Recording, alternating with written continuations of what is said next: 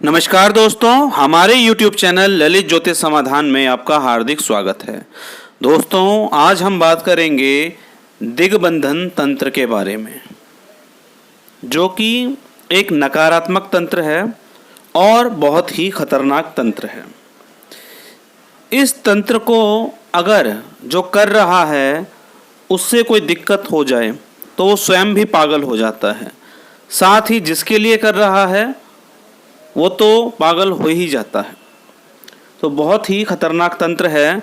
आज के वीडियो में ये बताऊंगा, इसके बारे में बातें बताऊंगा, क्या सावधानियां होती हैं ये बताऊंगा, ताकि सावधानी बरत के लोगों का जीवन इस तंत्र के कारण बर्बाद होने से बच सके। देखिए, ये तंत्र जो है ये मारण का काम करता है और बंधन का काम भी काम करता है, और मुख्यतः ये एक शमशानी क्रिया है। ये किसी भी नवविवाहित को बंधन कर लेती है, संतान का बंधन कर दिया जाता है, जिससे क्या होता है उनके वंश को कोई संतान नहीं मिलती और उनका वंश उसी पीढ़ी पर समाप्त हो जाता है, जो बहुत ही दुखद बात है। अगर पहले से कोई संतान है और उसके बाद इस तरह का तंत्र किया जाता है तो उस संतान का लगातार बीमार रहना आपको दिखेगा और अंत में मृत्यु। माँ बाप जीवित हैं, घर में बड़े बूढ़े जीवित हैं, लेकिन जवान संतान की मृत्यु होती जा रही है। धीरे धीरे परिवार के जो पुरुष सदस्य हैं उनकी मृत्यु, आर्थिक पक्ष यानी कि व्यापार, व्यवसाय या अन्य आय का जो भी साधन है वो समाप्त होने लग जाता है। अचानक से ही लगातार परिवार में दुर्घटना की संख्या बढ़ जाती है, और उस दुर्घटना के कारण कोई छोटी मोटी चोट नहीं लगती, या तो कोई अंग ही भंग हो जाता है या मृत्यु तुल्य कष्ट हो जाता है। यानी कि ऐसी स्थिति आ बनती है जिसके कारण अगर वो पुरुष है और जो भी वो काम करता था वो उसे छोड़ना ही पड़ेगा। लगातार आपस में मनमुटाव, लड़ाई झगड़ा और लेडीज का घर में बीमार रहना मुख्य लक्षण। एक बहुत ही मुख्य चीज़ है, वो सुन लीजिए।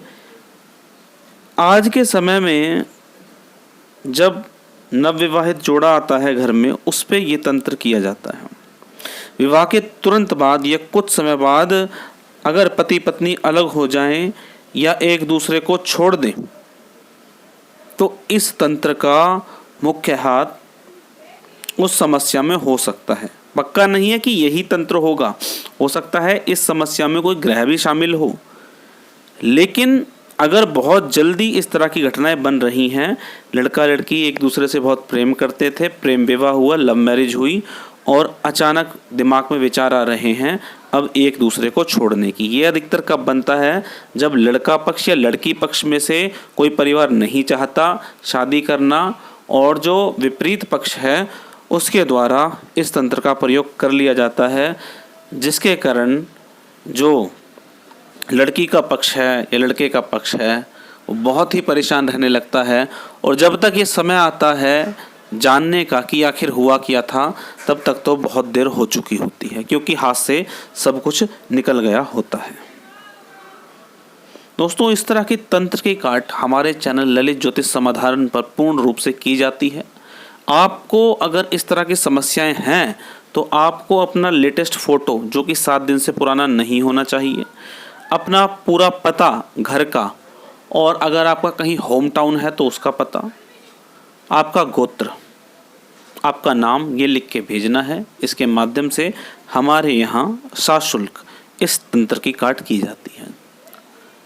और अब मैं वो सावधानियाँ बताता हूँ जो अगर आप सावधानियाँ प्रयोग करते हैं तो इस तरह के तंत्र से बचे रहेंगे।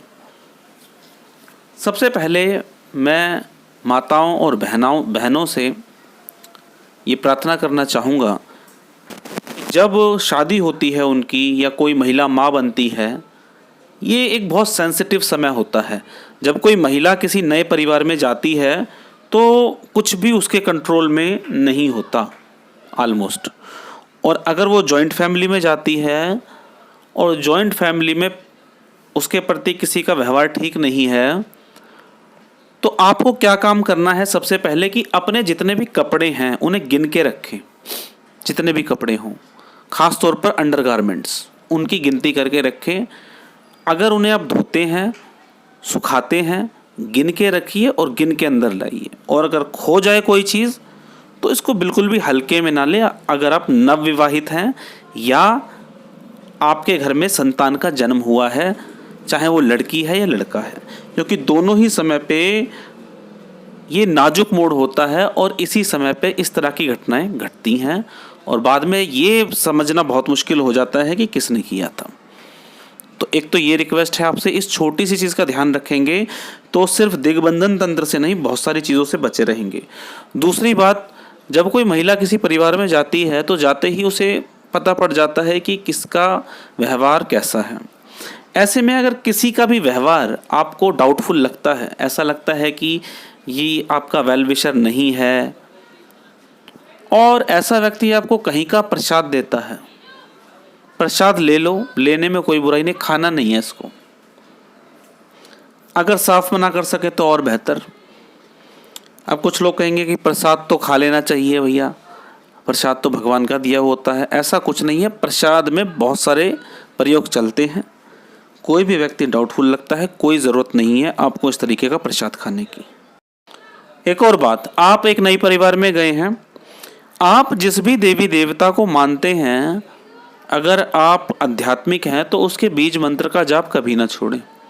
अगर आपके ससुराल पक्ष में किसी अलग देवी देवता को बहुत ज़्यादा महत्व दिया जाता है तो उनकी पूजा अपना ले, कोई बुराई नहीं है, लेकिन जिसकी पूजा आप करते आए हैं उनका जाप करना कभी ना छोड़ें, उनकी पूजा करते रहें। अगर बहुत ही मजबूरी में किसी के घर का कुछ खाना पीना पड़ जाए तो अपने देवी देवता का मंत्र पढ़ें और उनसे प्रार्थना करें कि मैं आपका नाम लेके खा रहा हूँ, मेरी और मेरे दाम्पत्य जीवन की रक्षा करें। इस तरीके से बोल के आप अपने जीवन में आगे बढ़ें। आप लोगों को कोई कमेंट हो तो कमेंट करके पूछ लें। कमेंट शॉर्ट हो तो उसका जवाब देना मेरे लिए आसान रहेगा। 10 लाइनों का कमेंट ना हो, 1 या 2 लाइन का कमेंट हो, आपकी बात भी मुझे समझ आ जाए और मैं उसका रिप्लाई भी कर सकूं। तो दोस्तों, आज हमने बात करी दिग्बंधन तंत्र की। अगर आप हमारे चैनल पर पहली बार आए हैं तो चैनल को सब्सक्राइब कर लें ताकि आने वाले वीडियो आपको सबसे पहले मिल सकें। हाँ, इसमें एक बेल का बटन है, उसे दबा लें, उसके बाद ही आपके पास नोटिफिकेशन आता है। और इस वीडियो को माताओं, बहनों और जो भी व्यक्ति आपको परेशान लगता है उसके साथ शेयर करें ताकि वो समझ सके इसके बारे में और इस वीडियो का लाभ उठा सके और सावधानी के माध्यम से इससे बचा भी रह सके। तो चलिए दोस्तों, आज के वीडियो में इतना ही। मिलेंगे इसी तरह की कुछ और जानकारी के साथ अपने अगले वीडियो में। तब तक के लिए जय श्री राम।